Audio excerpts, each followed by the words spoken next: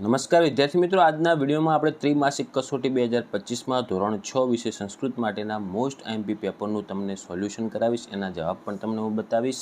તો પ્લીઝ મિત્રો વિડીયોને અંત સુધી જોવાનો છે. જો મિત્રો તમારે આ પેપર સ્ટાઇલ મુજબ જ કસોટી આવશે, ઓકે, આમાંથી ઘણા બધા પ્રશ્નો તમને કામ પણ લાગી શકે છે, તો વિડીયોને અંત સુધી જરૂરથી જુઓ.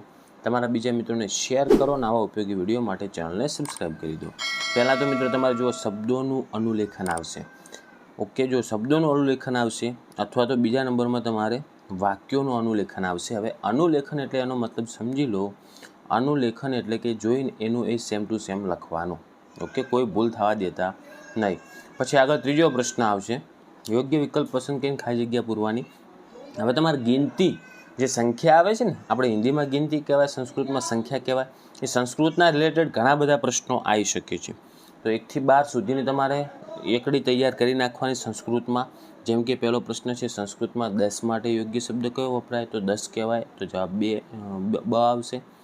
બીજો, જેમ કે સંસ્કૃતમાં 7 માટે યોગ્ય શબ્દ ખાલી જગ્યા, તો 7ને શું કહેવાય? સંસ્કૃતમાં સપ્ત કહેવાય. ત્રીજો, સંસ્કૃતમાં 12 માટે યોગ્ય શબ્દ, તો એને કહેવાય દ્વાદશ, તો એનો ક જવાબ થશે. પછી જુઓ, એને જ સંખ્યાનું આપણે શું લખવાનું? અંકોમાં આપેલ છે અને એનું સંસ્કૃતમાં નામ શું થાય લખવાનું.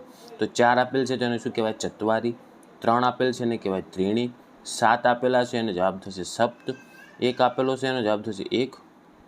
પછી તમારો 5મો પ્રશ્ન એવો હોય છે કે ગુજરાતી પ્રાણીઓ કે પક્ષીઓના નામ તમને સામે ગુજરાતીમાં લખેલું હોય અથવા ચિત્ર આપેલા હોય અને સામે આપણે એનું સંસ્કૃતનું નામ પસંદ કરવાનું રહેશે. તો કાગડો, તો એને શું કહેવાય? કાકહ. બીજું છે બિલાડી, તો એને શું કહેવાય? માર્જારી. ત્રીજો છે કબૂતર, તો એને શું કહેવાય? કપોતઃ. ચોથું છે સસલો, તો એને કહેવાય સસકઃ. ઓકે, તો આ રીતના તમારે જેટલા પણ ચિત્રપદાનીમાં પ્રાણીઓના પક્ષીઓના નામ છે બધા જ તૈયાર કરી નાખવાના. પછી 6થો પ્રશ્ન છે, યોગ્ય જોડકા જોડવાના છે. ઓકે, તો અંકોને તેના સંસ્કૃત શબ્દમાં જુઓ. ધારો કે અંક આપેલો છે, વળી સંખ્યાવાળા ઘણા બધા પ્રશ્નો તમારે આવશે, એટલે સંખ્યા તમારે 1 થી 12 સુધીની કમ્પ્લીટ અંકોમાં શબ્દોમાં તૈયાર કરી નાખવાની. 1 આપેલો છે તેનો જો ડાયરેક્ટ જવાબ કહું, 1 છે એને 1 કહેવાય, 4 છે એને ચત્વારી કહેવાય, 8 છે એને અષ્ટ કહેવાય અને 11 હોય એને એકાદશ કહેવાય. હવે તમને ગુજરાતી નામ આપેલું છે અને એના સંસ્કૃત નામ સાથે જોડકા જોડવાના થાય તો તમારે શું કરવાનું? જુઓ કે ચમચી આપેલ છે તો એને શું કહેવાય? તો એનો ડાયરેક્ટ જવાબ જોજો. ચમચી, તો એને કહેવાય ચષકઃ. બીજું છે ઘડો, તો એને કહેવાય ઘટઃ. ત્રીજો છે સસલો, તો એને કહેવાય સશકઃ. ચોથો છે હાથી, તો એને કહેવાય ગજઃ. ઓકે, પછી તમારે ખરા ખોટા આવશે, જેમાં તમને સંખ્યા આપેલી છે એને શું કહેવાય શું ન કહેવાય એ વિશે પૂછવામાં આવશે અને એના ખરા ખોટા હોઈ શકે છે. તો પહેલું છે, ધારો કે સંખ્યા 12ને સંસ્કૃતમાં દ્વાદશ કહેવાય છે, તો આ વિધાન કેવું થાય? ખરું થાય. બીજું છે, સંસ્કૃત શબ્દ સપ્તનો અર્થ 8 થાય છે, તો આ વિધાન ખોટું થશે.